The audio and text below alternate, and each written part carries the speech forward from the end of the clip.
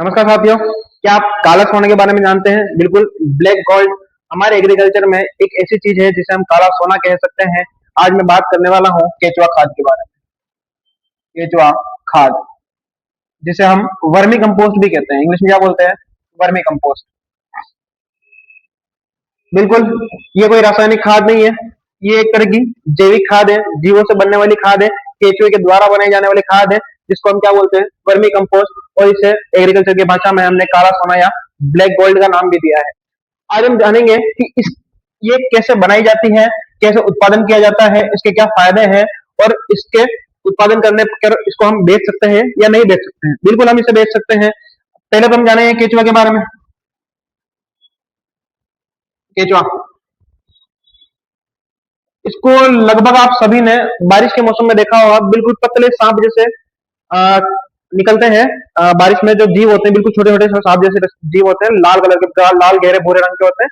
और ये बारिश के मौसम में बाहर निकलते हैं। ठीक है। और ये हमेशा खेत में पाए जाते हैं, या खेत के किनारे पाए जाएंगे, खेत की गहराई में पाए जाएंगे, या गोबर को खाद बनाने का काम करेंगे। ठीक है।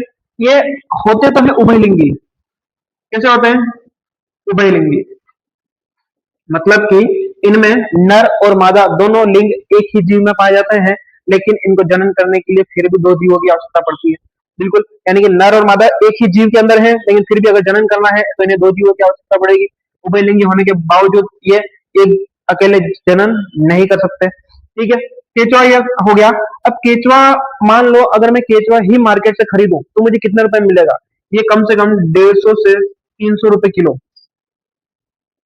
150 से 300 रुपए किलो, और भी ज्यादा महंगा ये मेरे को मार्केट से मिल सकता है। लेकिन मुझे केचुआ नहीं चाहिए, मुझे क्या है, इसकी खाद चाहिए। तो खाद में क्या मिले, कैसे मिलेगी?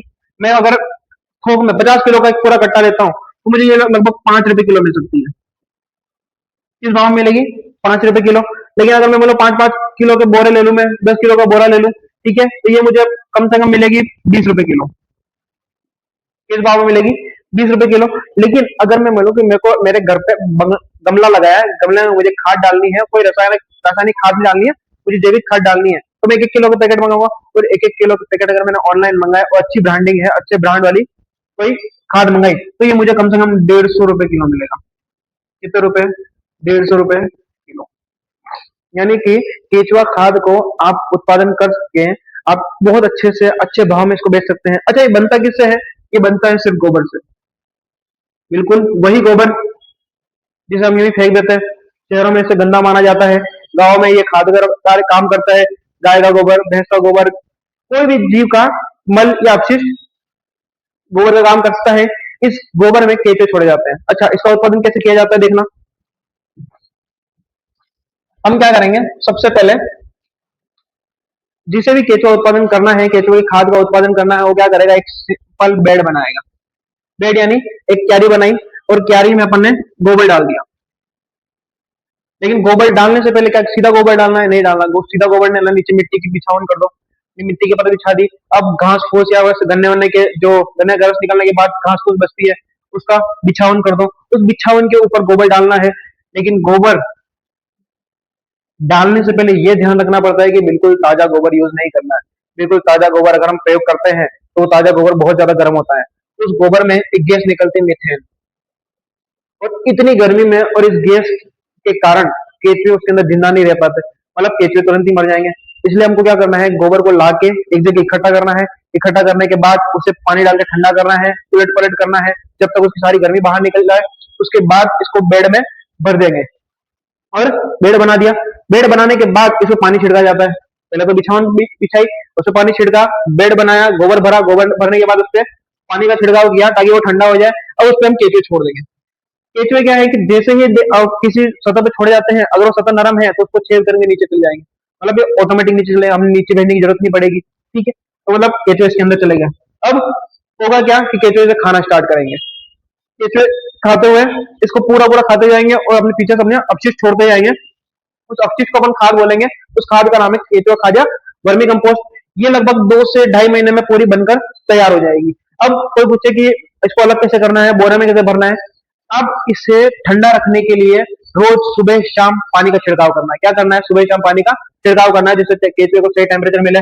लगभग 25 से 30 डिग्री टेम्परेचर, इतना तापमान होना चाहिए 25 से 30 डिग्री सेंटीग्रेड तापमान होना चाहिए, और तापमान पे ये पूरा खाद इस पे तैयार रहेगी। ठीक है, अब जब अपने को खाद अलग करनी है, उसके 4-5 दिन पहले या 7 दिन पहले पानी का छिड़काव बंद कर देना। जब अगर तुम पानी का छिड़काव बंद कर दोगे तो केंचुए अगर पूरे में फैले हुए हैं तो नीचे की तरफ चले जाएंगे, क्योंकि उनको चाहिए ठंडक, और जमीन की थोड़ी गहराई में ठंडक रहेगी, तो अपन ऊपर से उसको अलग कर लेंगे। अलग करते टाइम तुम्हें ध्यान रखना है कि अगर तुम फावड़े का यूज करते हो तो केंचुए मर सकते हैं। तुम किसी कृषि औजार का प्रयोग करते हो तो केंचुए मर सकते हैं। तो हम हाथ में ग्लव्स पहने या दस्ताने पहनो और उसको उठा उठा के बोरों में भर दो या अलग कर दो।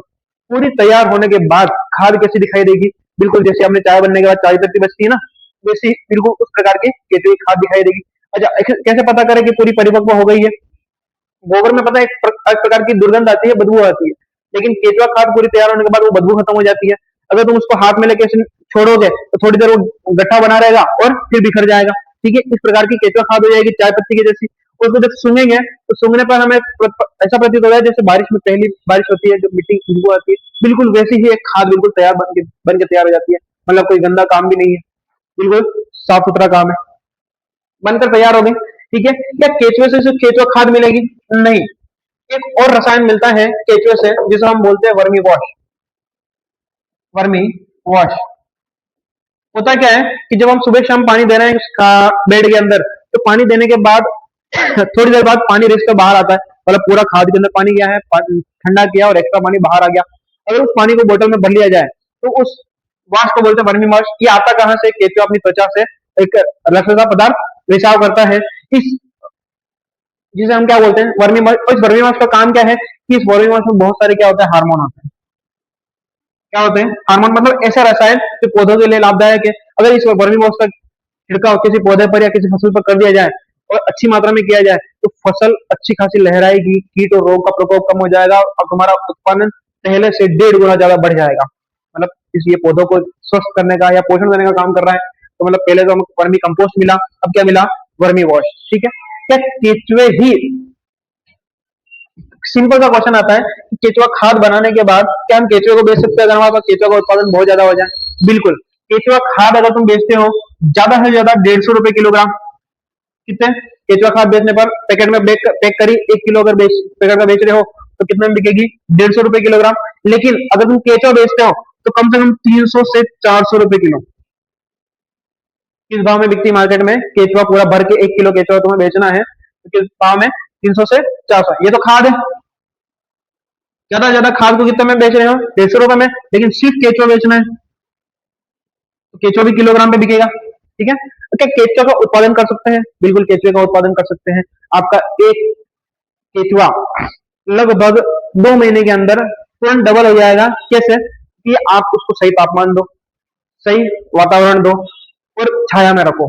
छाया में रखने से क्या होगा? केचुए को सही वातावरण में सही तापमान मिलेगा, केचुआ जनन ज्यादा करेगा। जनन ज्यादा करेगा, मान लो आपने 10 किलो केचुआ लाए, अगले 2 महीने में वो 20 किलो केचुआ हो जाएगा। अब वो 10 किलो बेच दो तो बाकी के 10 किलो आपका उत्पादन बढ़ा देंगे। ठीक है, ये उत्पादन बढ़ाने के बाद क्या हमें कुछ सावधानियां रखनी है? बिल्कुल आपको सावधानियां रखनी है। अगर आप गोबर के साथ कुछ और भी मिक्स कर रहे हो तो याद रखना कि ज्यादा खट्टी चीजें जैसे नींबू का रस हो गया या फिर मौसमी के छिलके हो गए, इनको आप उसमें प्रयोग नहीं करना है, क्योंकि अम्लीय मृदा में या अम्लीय वातावरण में केंचुए मरना चालू कर देते हैं। दूसरा कि पानी डालते रहना है, नमी की कमी नहीं होनी चाहिए। अगर नमी कम हो जाती है तो केंचुआ मारना शुरू कर देते हैं, केंचुआ भागना चालू कर देते हैं। अगर तापमान ज्यादा हो जाता है केंचुआ उस बेड को छोड़कर भागना चालू कर देते हैं। क्या केंचुए श्वसन करते हैं? सबसे महत्वपूर्ण, केंचुआ श्वसन करते हैं त्वचा से। मतलब उनकी जो ऊपर की त्वचा होती है वहीं से वो श्वसन करते हैं। यानी कि अगर उसके ऊपर की त्वचा को नुकसान पहुंचाएंगे तो श्वसन में दिक्कत आएगी। तो आपको अम्लीय खाने का प्रयोग नहीं करना। ज्यादा मसालेदार कोई घर का खाना बच जाता है तो भी हम खाद में डाल देते हैं। अब मसालेदार खाना अगर केंचुए के संपर्क में आता है तो केंचुए की त्वचा खराब हो जाती है और वो श्वसन करना बंद कर देता है, मतलब केंचुआ मर जाएगा। केंचुए को जितना ज्यादा जिंदा रखोगे उतना ही अपना लाभ होता रहेगा। उस वर्मी कंपोस्ट का, खाद का फायदा क्या है कि अब मैं गोबर की खाद का प्रयोग कर रहा हूँ तो मेरे कंपोस्ट का प्रयोग क्यों करना है? उसमें कम से कम 7 से 8 गुना अधिक नाइट्रोजन होता है नॉर्मल खाद से। ठीक है, 9 से 10 गुना ज्यादा फास्फोरस और पोटेशियम होता है।